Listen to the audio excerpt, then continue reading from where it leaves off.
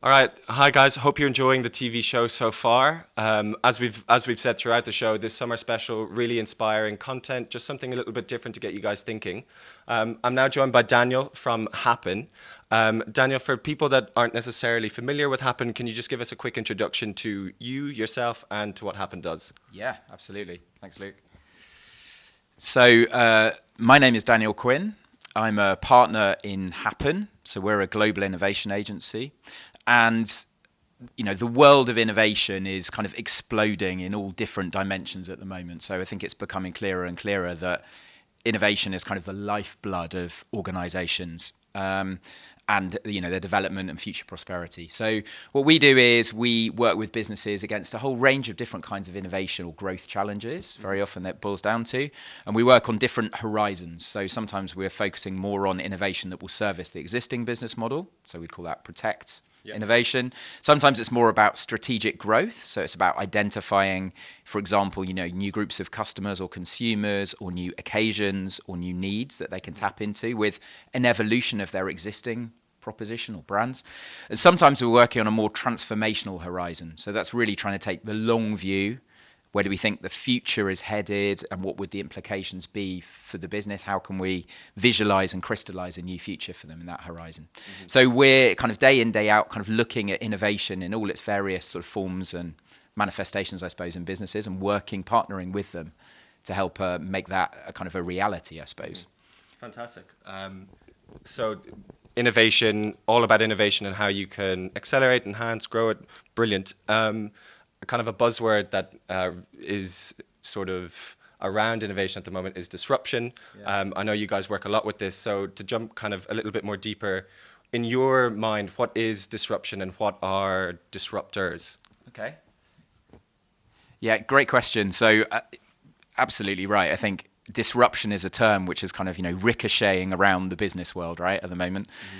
And I think it's particularly relevant or pertinent to innovation because innovation on some level is really about how can we, visualize our future? What's the nature of our relationship with the future? Mm-hmm. What do we think tomorrow will be like? What do we think next year will be like? What do we think 5-10 years out will be like?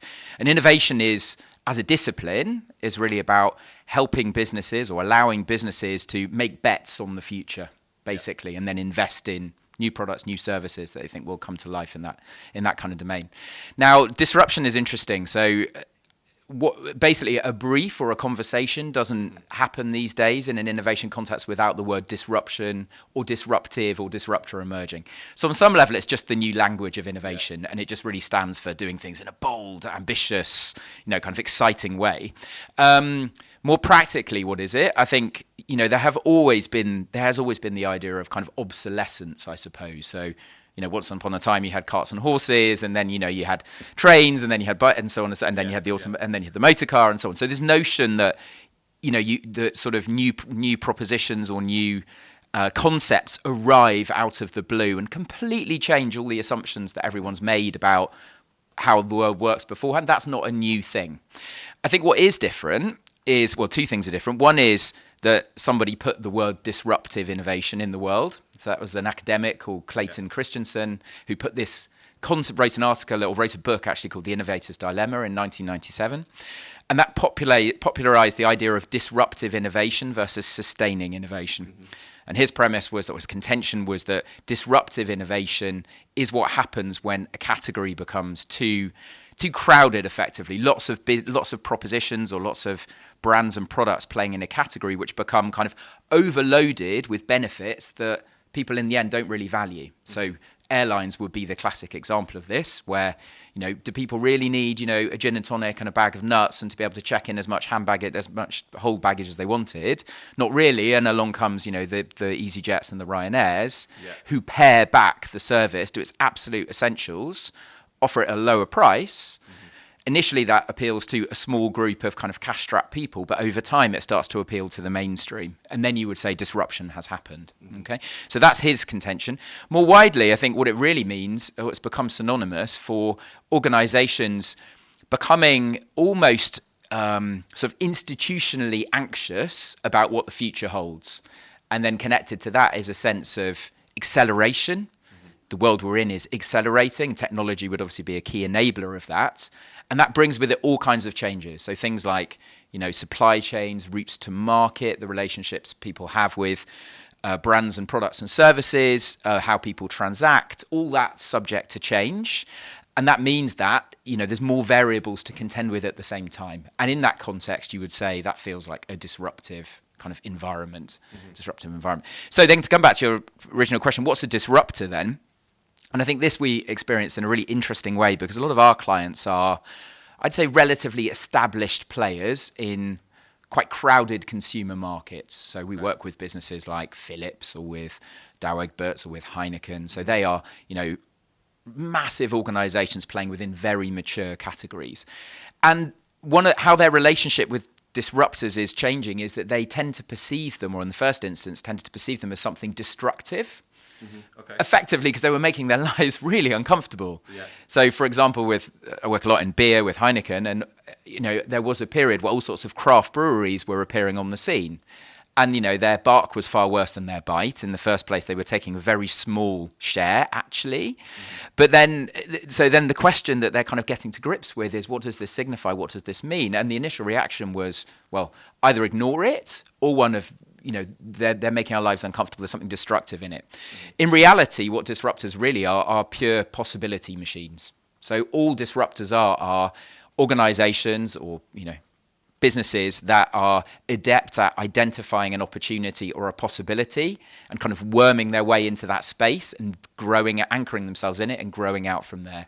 So it's the gaps in between the incumbents effectively that disruptors are wiggling into and making incumbents' lives uncomfortable. But they're not destructive as such. Their intent typically is really just purely one of possibility, and they have a set of behavior, typically a set of behaviors, a set of ways of working that allow them to appear quite relentless in the way they gain momentum. Great. And so you kind of touched on there that disruption is not necessarily new. It's potentially something that language has recently introduced and that it's currently sort of preoccupying kind of management level thoughts.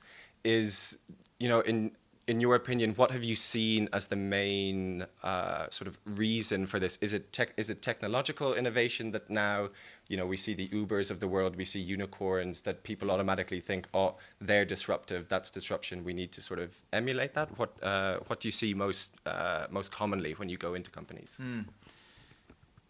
So I think one thing to say is it depends very much which category you're operating in. So I think, had you been a local newspaper, for example, you would have borne the brunt of disruption, very heavily and very immediately. And you could say the same of, kind of, a bunch of other I suppose almost like legacy landlines, for example, almost like legacy propositions, which were naturally superseded with the passage of time. So, there are some categories or industries that are extremely kind of vulnerable, but I wouldn't say that that's happened quickly necessarily. In some cases, one could have forecast that change for a very, very long time. So one of the big kind of myths about disruption is that it always happens, brutally, violently, kind of lightning bolt out the sky. And in reality, that's often not the case. It often happens rather slowly, in fact. So what kind of manifestations do we see? So yes, you have a category of organizations that really are vulnerable to it, but also if I look at our clients, the bulk of them, it's not that they are liable, it's not that they are set for disruption necessarily or not wholesale. Elements of their business may become progressively less relevant with the passage of time. So if you take, for example, Dow Egberts, so coffee business, for example, and again, this is not new, but historically, of course, particularly here in the Netherlands, coffee was something that was always drunk at home. It was a habit, it was a ritual, it was about coming together, et cetera, et cetera. And actually what you see is that the onset of kind of out-of-home coffee has educated a new generation of drinkers that's basically where coffee happens. Coffee happens on the street, or coffee happens in a Starbucks, or coffee happens in, a cafe around the corner, rather than being a habit that people have at home. So what we see happening is that maybe whilst the needs of consumers or customers haven't really changed, the context is shifting, and that in time then it has implications for the relationship they have with the category and how their expectations are set accordingly. So what we see happening then is even if the needs don't change, the context changes, and that changes expectations about what good looks like from a consumer perspective. If that makes sense. Yeah. No, interesting. So, what the most interesting part there, I think, is exactly as you say, disruption is assumed to occur like that, whereas it's just essentially a slow build up. But it's also interesting to, if we take the Dow Egberts example for coffee, the fact that that coffee is now an out of home thing. This is something that Dow Egberts had the capabilities for. They just might not necessarily have thought about it previously. So when I hear that, I immediately think growth mindset. Is that something that Happen preaches about, that you guys encourage? Tell me more. Yeah. Great. So, great question. So you draw the analogy with growth mindset, which is a kind of common coaching principle, right? So it's Carol Dweck, growth mindset, fixed mindset, and I think there's a really straight sort of reflection of that into this world. Actually. So if you think about how organizations can become more, I suppose, resilient, or I don't think true disruption proofing could ever happen, but be better prepared. Yeah. I think for this emerging kind of contextual shift, I think probably growth mindset is exactly the premise that you take. And also because a lot of the ways in which businesses can be future ready has to do with culture and mindset, as much as systems or kind of organization. So if you think about what kinds of behaviors and what kinds of perspectives an organization rewards, is that about looking outwards? Is that about, being relentlessly experimental in pursuit of new learnings? Not always, actually, because most organizations are incredibly efficiently run. They need to be efficiently run. And so almost everybody works in service of the existing business model. What they're not necessarily, it's not easy to do, of course, but what they're not necessarily doing is rewarding a culture or a set of behaviors which promote the idea of seeking new possibilities, which is very much what the growth mindset is about. Yeah. An active belief that you can continually strive to become progressively better or more effective or more efficient or have more impact over time. So this is the difficult balance that all kind of Goliath businesses in particular are walking all the time. Is you have an operational world which rewards kind of predictability, functions basically according to predictability, efficiency, all this kind of stuff. Whereas the world of innovation, particularly more and more through disruption, this world is accelerating, actually rewards a different set of behaviors. Rewards a set of behaviors which are all about experimentation, are all about, trying new things in order to see what you learn, not necessarily striving to be the best all the time, but more about having skin in the game in order to understand how you can develop and grow.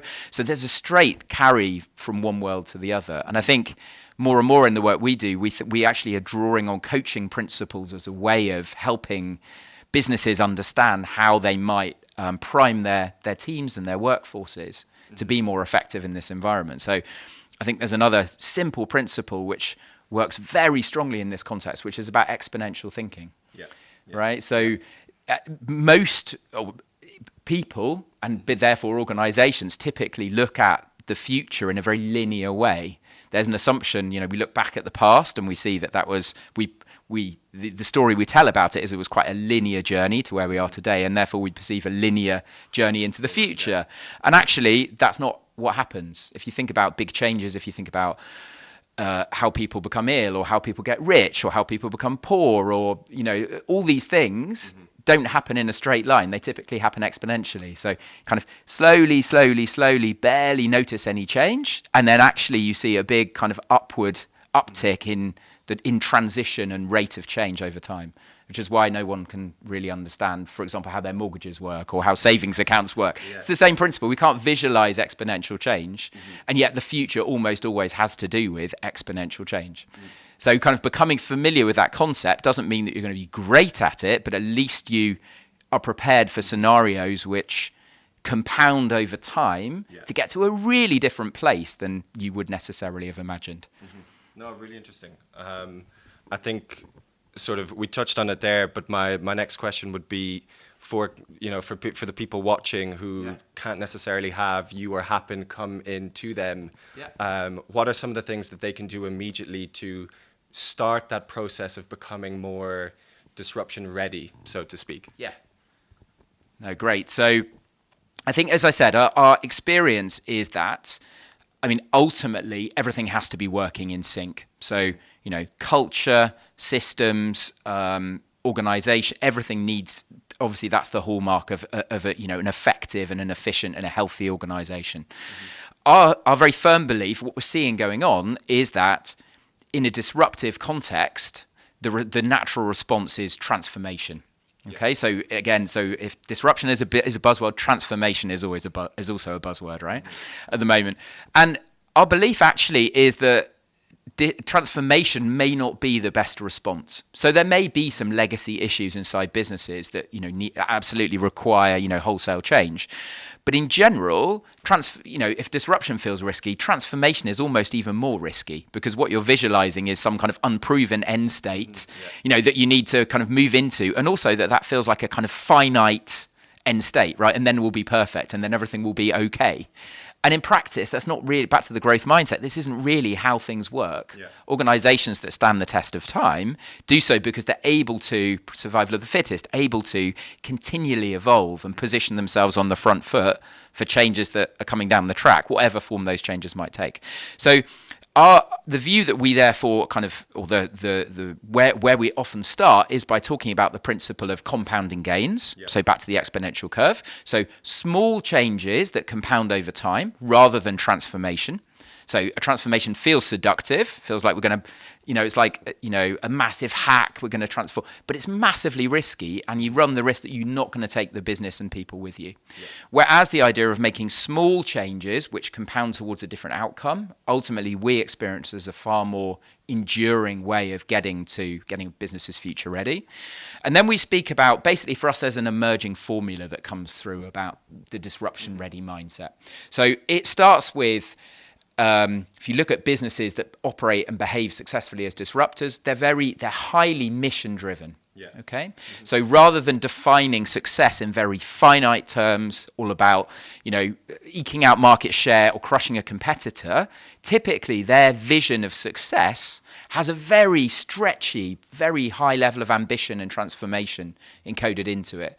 And that means that operates as a kind of a North Star. So, it's a cliche probably, but Google's mission is all about organizing the world's information, for example, which is incredibly high level, but it serves to continually, inspire new sort of, a bunch of new activities, new ways of thinking, new ways of operating, and you're never going to be done with it.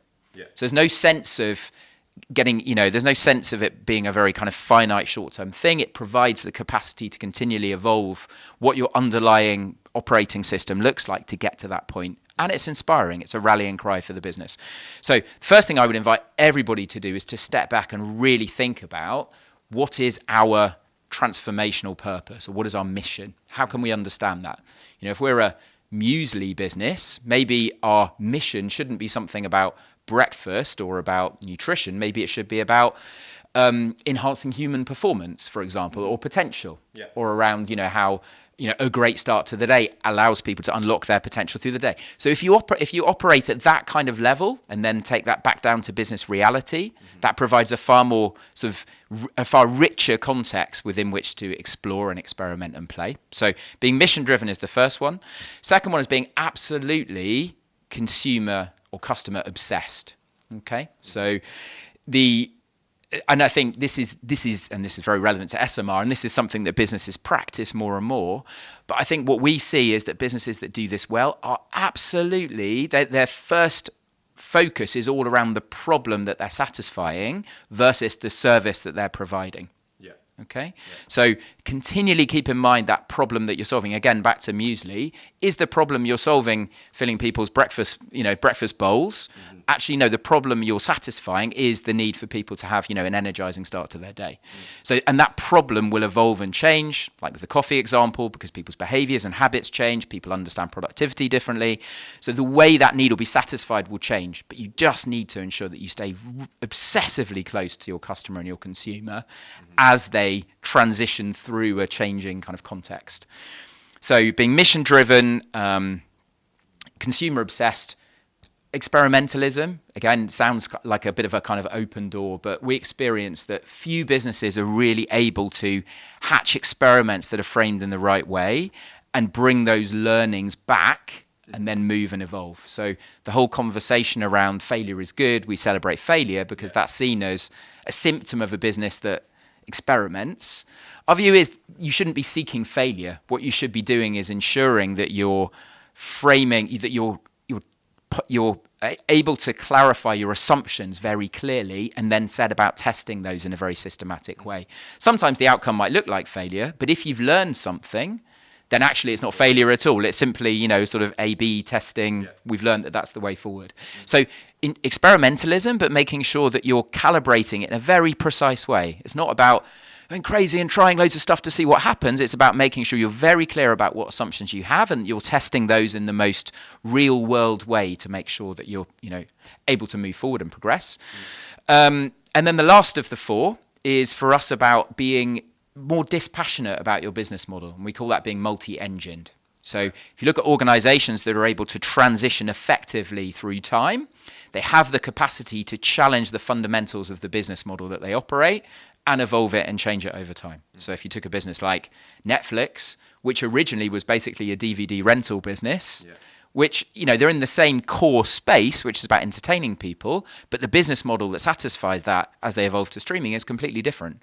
And yet they were able to maintain actually ultimately manage decline of their DVD rental business progressively as they sought to grow their kind of subscription-based streaming business. So the capacity to be multi-engined, I think, is an absolutely kind of critical component as well. If you are too attached to your own business model and pursuit of your own business model, the likelihood is at some moment that will kind of die a natural death or it will expire in some form. And that's what the likes of Kodak, for example, found to their cost. Even though they were relatively early on the scene with digital cameras, they still remained very attached to their existing business model. It was still all about selling photo printing services versus really understanding that they needed to explore how to monetize this in a whole other way. So those would be the four things for us. So it's really about being mission driven. It's really about being consumer obsessive, customer obsessive. It's about being experimental and sort of precision experimental rather than crazy experimental, and having the potential to be multi-engined and to be able to explore different revenue streams and different business models. Amazing. Thank you so much. So experimentalism, again, as we heard earlier from Growth Tribe, is something key. It's something, again, that Daniel's echoed. And agility is a buzzword you hear all around the MR industry. So I could keep chatting with Daniel for ages. We're going to have to cut ourselves off. But Daniel, thank you so much for taking the time. Really well. For those of you watching, I hope you found this as exciting and interesting as I did. And we'll see you back in the studio in just a sec.